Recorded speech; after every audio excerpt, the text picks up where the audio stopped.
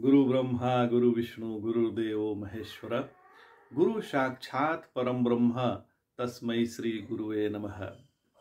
सदाशिव समारंभां शंकराचार्य मध्यमाम् अस्मदाचार्य पर्यंतां वंदे गुरु परंपराम्। ओम श्री गुरुभ्यो नमः। ओम श्री परमात्मने नमः। हम लोग गीता के 17वें अध्याय पर विचार कर रहे हैं। आज जो है अंतिम एपिसोड है। इसको भी भली बात यदि हम समझ जाएं तो हमारे जीवन में श्रद्धा अवश्य ही आ जाएगा। देखिए, हम श्रद्धा के बारे में जो भगवान ने 17वां अध्याय में बतलाया है उस पर विचार कर रहे हैं। तो पहले 3 श्रद्धा भगवान ने बतलाई। क्या क्या? सात्विक, राजसिक और तामसिक। ये 3 प्रकार की श्रद्धा व्यक्तियों में पाई जाती है। तो सात्विक, पहले बताया कि सात्विक श्रद्धा वाले कैसे होते हैं, फिर बताया कि राजसिक श्रद्धा वाले कैसे होते हैं, और फिर तामसिक श्रद्धा वाले कैसे होते हैं। तो जिसके कारण से हम अपने जीवन को चलाते हैं वो श्रद्धा है। और फिर भगवान ने बतलाया कि हमारा आहार कैसा होना चाहिए, हमारा भोजन कैसा होना चाहिए। तो हमारा भोजन वही होना चाहिए जो भगवान को भोग लगाने लायक हो, वैसा भोजन होना चाहिए। फिर उन्होंने तप के बारे में बतलाया कि तप क्या है। तो मन का तप क्या है, वाणी का क्या तप है, और शरीर का क्या तप होना चाहिए, यह भगवान ने भली प्रकार से बताया। यह तपस्या इसलिए आवश्यक है कि हम इस तप के माध्यम से, तप के द्वारा अपने को स्वस्थ रखें। फिर भगवान ने बतलाया कि दान कैसा होना चाहिए, सात्विक होना चाहिए कि राजसिक होना चाहिए। फिर तामसिक दान कैसा है, ये भी भगवान ने बतलाया। तो देखिए, दान में 3 मुख्य वस्तु होती है। क्या क्या? तो एक जो दान देने वाला है वो, और दूसरा जो दान लेने वाला है वो, और तीसरा जो दान की हुई वस्तु है वो। मतलब 3 वस्तु की आवश्यकता होती है तभी दान संभव है।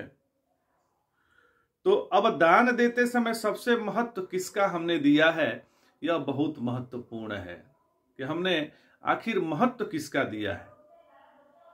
यदि जो दान देता है उसके मन में ऐसी बात आवे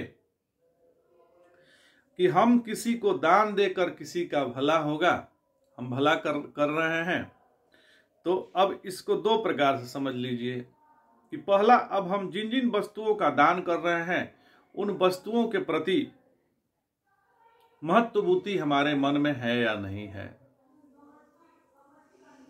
तो यदि उसको हम महत्व दे रहे हैं, वस्तुओं को महत्व दे रहे हैं, तो उन वस्तुओं के प्रति महत्व बुद्धि हमारे मन में ज्यों का त्यों है। यदि हम वस्तु को महत्व दे रहे हैं तो उसकी महात्म बुद्धि हमारे मन में है। तो यह एक आध्यात्मिक क्षेत्र नहीं है। यदि हम वस्तु को महत्व दे रहे हैं तो हम आध्यात्मिक क्षेत्र में नहीं हैं।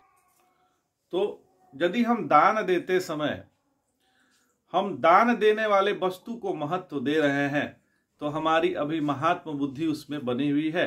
दान देने के बाद भी हमारा उस पर ध्यान रहेगा कि महाराज बड़ा बढ़िया चीज हम आपको दान में दिए थे। ये बार बार आपके दिमाग में आएगा। एक बार एक स्वामी जी के यहाँ एक लोग आए थे चद्दर लेके, कश्मीरी चद्दर लेके कि बड़ा बढ़िया चद्दर है, आप अपने पास रखिएगा। तो बड़ा पैसा लगा, बहुत खर्च, मैंने बहुत महंगा था चद्दर। तो बहुत पैसा वाला था वो कि बहुत महंगा चद्दर है, कश्मीरी है, प्योर ऊनी है, ये आपके लिए हम बड़ा श्रद्धा से लाए हैं। ये बार बार वो कह रहे थे। स्वामी जी ले लिए और उसको ओढ़ लिए। ओढ़ने के पश्चात जो है, जब धूप निकल आई तो वो धूप में बाहर बैठते हैं स्वामी जी, तो धूप में चले गए बैठने के लिए और उसी चादर को बिछा के जमीन पे बैठ गए। अब वो जो भक्त महाराज हैं देखे कि अरे इतना महंगा चद्दर, और ये महाराज गुरु जी महाराज ये बैठ गए, तो कह रहे कि स्वामी जी आपको तो बताए थे कि बड़ा महंगा चद्दर लाए हैं और फिर भी आप जो है इसको बिछा के बैठ गए, खराब हो जाएगा। तो उन्होंने कहा कि ये तुम हमको दिए हो कि अभी तुम्हारे पास ही है ये? तो उन्होंने कहा कि मैं तो आपको दे दिया हूं। तो गुरुदेव भगवान ने कहा कि अभी तुमने हमको दिया कहा है, अभी तो तुम्हारी महात्म बुद्धि उसमें बनी हुई है। जब तुम हमको दे दिए तो उससे तुम्हारी महात्म बुद्धि हट जानी चाहिए। तो मतलब यदि हम ऐसा कर रहे हैं दान देते समय, तो हम आध्यात्मिक साधना नहीं कर रहे हैं, अभी हमारा मन उसी वस्तु में अटका हुआ है। तो ये एक प्रकार का दान हो गया। और दूसरी प्रकार की दान हो गई कि हम दान दिए और भूल गए कि हमने दिया है। दान देना यह हमारी जरूरत है, यदि हम ऐसा समझते हैं तब हम ठीक प्रकार से चल रहे हैं, और नहीं तो फिर उसी में फंसे रहेंगे। तो आध्यात्मिक प्रगति से तात्पर्य है कि हमारे अंतःकरण में जगत में वस्तु व्यक्ति के प्रति संपूर्ण वैराग्य होवे, तब तो हमारा आध्यात्मिक यात्रा चल रहा है, नहीं तो नहीं चल रहा है। यदि किसी ने धर्म का जीवन जिया है तो उसके हृदय में वैराग्य स्वाभाविक है, और यदि धर्म के जीवन जीने के बाद भी किसी के प्रति आसक्ति हमारे अंतःकरण में रह गई है तो हमने धर्म का जीवन जिया ही नहीं है, यह धर्म का जीवन नहीं है। इसलिए दान देते समय हमारे अंतःकरण में उस वस्तु के प्रति महात्मा है तो हमने दान तो दिया ही नहीं है। हमने दान कहाँ दिया है? और हम दान देते समय यह सोचें कि हम इनको दान देकर भला कर रहे हैं, तो यह निकृष्ट प्रकार का दान माना जाता है, यह तामसिक दान है।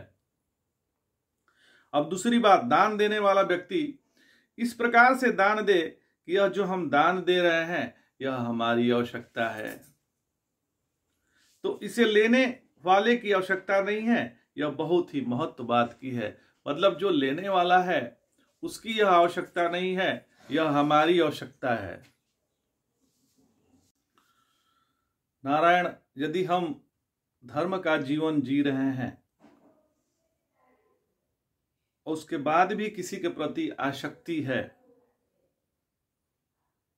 हमारे अंतःकरण में किसी के प्रति आसक्ति अभी बनी हुई है, तो हमने धर्म का जीवन कहाँ जिया है महाराज? नहीं जिया है।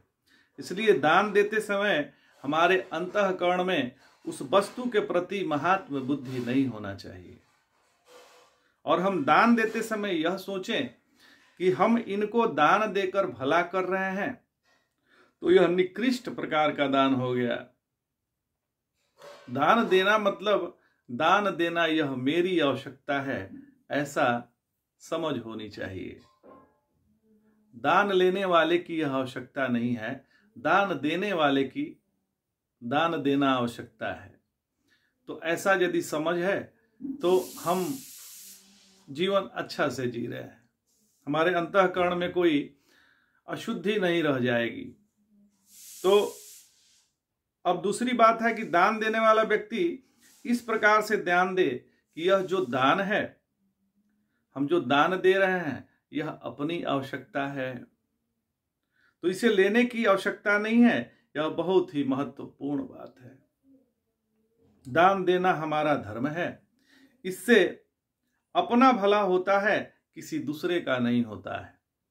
तब जाकर के उस अंतःकरण में एक साधक का जन्म हुआ है। दान देना इसलिए जरूरी है कि हमने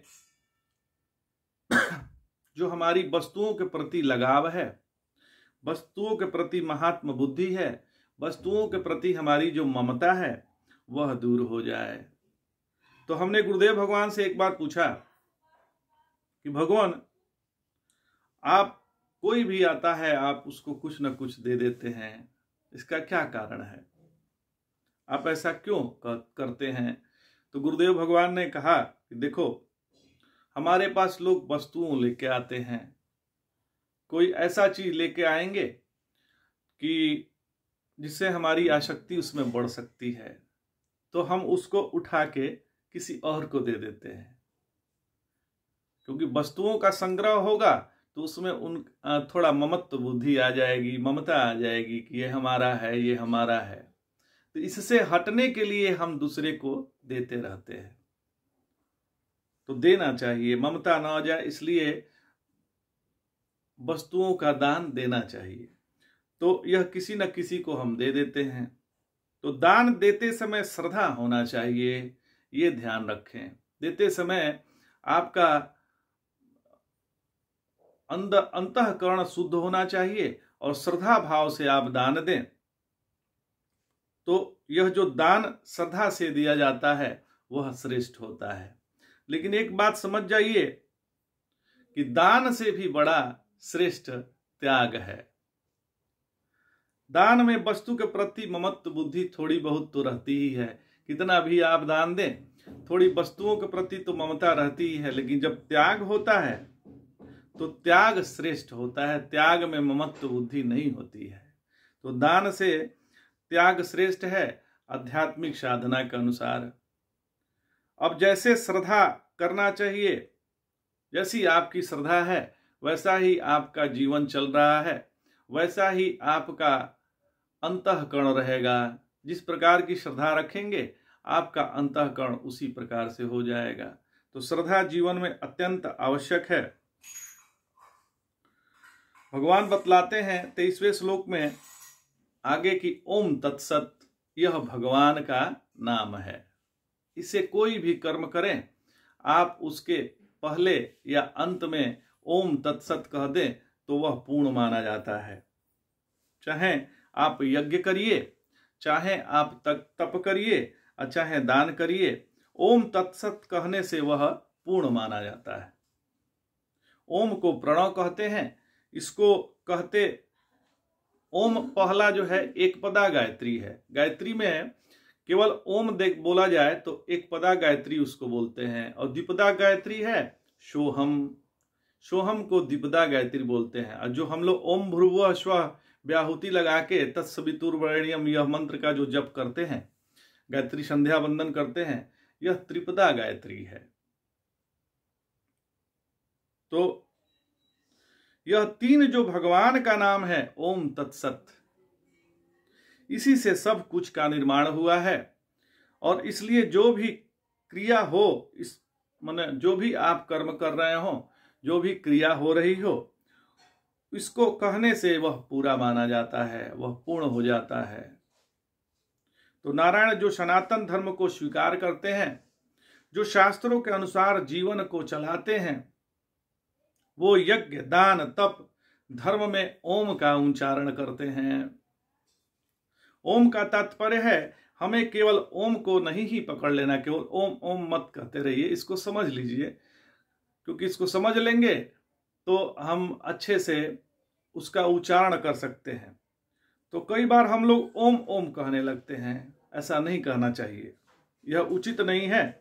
यह जो ओम शब्द है वह परमात्मा के सगुण साकार, फिर परमात्मा के ही निर्गुण साकार और परमात्मा के ही सगुण निराकार, निर्गुण निराकार, यह तीन प्रकार के भगवान की अभिव्यक्ति, उसके लिए एक ही शब्द है, वह है ओम। ओम में यह सगुण साकार भी आ जाता है और निर्गुण निराकार भी आ जाता है और सगुण निराकार भी आ जाता है। तो उसके लिए यह शब्द है ओम। ओम कहने से आपके घर में जो भी पार्थिव लिंग हैं या कोई भी मूर्ति है वो ओम के अंतर्गत आ जाती है। चाहे कृष्ण कहिए, चाहे राम कहिए, चाहे नारायण कहिए, चाहे महादेव कहिए और चाहे पार्वती कहिए, सब ओम के अंतर्गत आ जाते हैं। ओम से तात्पर्य यही है कि सभी देवता उसमें प्रतिष्ठित हैं। तो माने जीवन में हम कुछ भी करें उसके पहले परमात्मा का नाम स्मरण हो जाना चाहिए। माने हम मोक्ष के अधिकारी हो जाएं। इसलिए भगवत बुद्धि से जप करिए, तप करिए, श्रद्धा धर्म किया जाता है। हमारे द्वैत की निष्ठा छूट जाए और अद्वैत की निष्ठा जागृत हो जाए, इसलिए यह सब आवश्यक है। अद्वैत की निष्ठा माने निधि ध्यासन के करीब हम पहुंच जाएं और उससे निष्ठा प्राप्त करके उसमें हमें प्रतिष्ठित होना है। उसके लिए हमें अधिकारी बनना पड़ेगा। अधिकारी के लिए ममता बुद्धि अपना हटाना पड़ेगा। जो विषय वस्तुओं में अपनी ममता बुद्धि है उससे हमें दूर होना चाहिए। ये तभी संभव है जब हम तप, यज्ञ, दान इत्यादि कर्म कर रहे हैं, और वो भी सात्विक तप कर रहे हैं, सात्विक यज्ञ कर रहे हैं, सात्विक श्रद्धा रखे हुए हैं और सात्विक दान कर रहे हैं, तभी यह संभव है।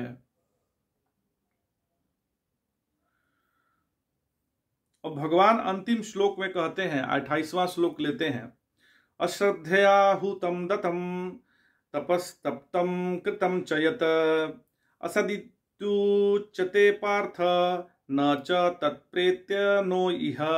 हे अर्जुन, अश्रद्धा पूर्वक जो भी हवन, दान, तप या कर्म किया जाता है वह असत कहलाता है। वह न मरने पर काम आता है, न इस लोक में काम आता है। मरने के पश्चात भी यह काम नहीं आता, न इस लोक में रहते हुए काम आता है। मतलब वह अधोगति को ले जाने वाला है। अतः जो भी शुभ कर्म किया जाए वह श्रद्धा पूर्वक होना चाहिए। अब भगवान ने इस अध्याय में बतला दिया कि जो भी हम कर्म करें, चाहे वो जप करें, चाहे कोई तप करें, चाहे कोई भी यज्ञ करें, कोई कर्म करें, उसमें श्रद्धा अत्यंत आवश्यक है। यदि श्रद्धा आपके जीवन में नहीं है तो आप जो है अधोगामी हैं, ऐसे पथ पे चल रहे हैं जिसमें आपका सर्वनाश निश्चित है। तो श्रद्धा तो अत्यंत आवश्यक है। इस प्रकार से यह जो ओम तत्सिद्धि श्रीमद् भगवत गीता शुपनिषत्सु ब्रह्म विद्यायाम योग शास्त्रे श्री कृष्ण अर्जुन संवादे श्रद्धा त्रय विभाग योगो नाम सप्तदशो अध्याय यह समाप्त हुआ। यह जो ब्रह्म विद्या का सप्तदशो अध्याय है श्रीमद् भगवत गीता का समाप्त हुआ। आप सभी को प्रणाम करते हुए जय जय शंकर, हर हर शंकर, नमामि शंकर, भजामि शंकर, नमः पार्वती पतये, हर हर महादेव।